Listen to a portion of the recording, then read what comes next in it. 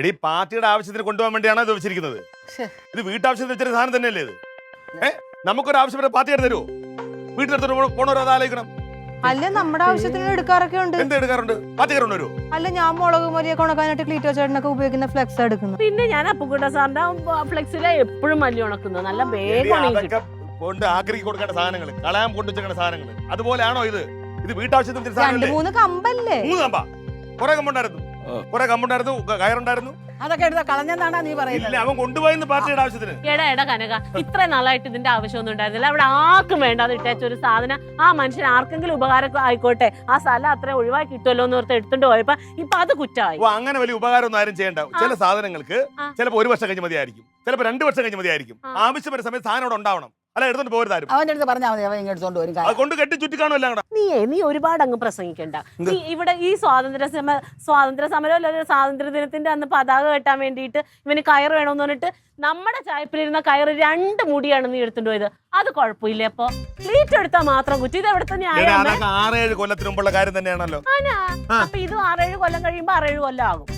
എന്തായാലും ചേട്ടന് സ്റ്റേഷന്റെ ആവശ്യത്തിന് വേണ്ടി എടുത്തില്ലേ, അപ്പൊ പിന്നെ മിണ്ടണ്ട.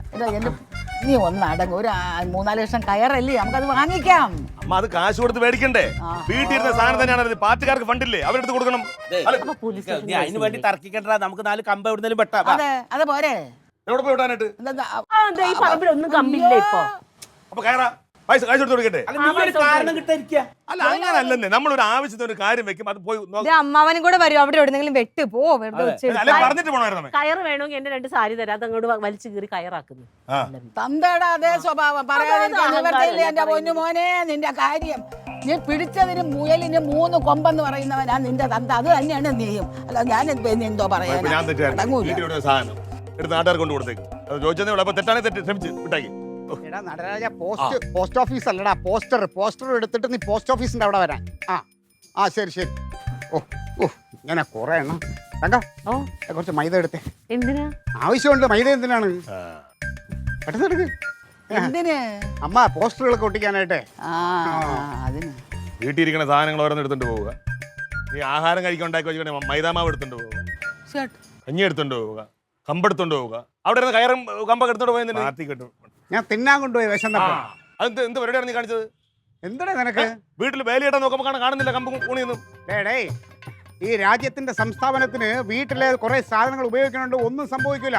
നാട് നന്നാവേ ഉള്ളൂ. അതിനെതിരെ ഇങ്ങനെ പ്രതിഷേധിക്കണവൻ രാജ്യദ്രോഹിയാണ്, രാജ്യദ്രോഹി. ഇങ്ങനെ വെച്ച് ഇങ്ങനെ പിടിച്ച് ഇങ്ങനെ വിരല് കുറച്ച് ക്രിമിക്കുത്ത് കൂടുതലാണ് അവൻ കേട്ടാ. എന്റെ പൊന്ന് ക്ലീറ്റോ വിട്.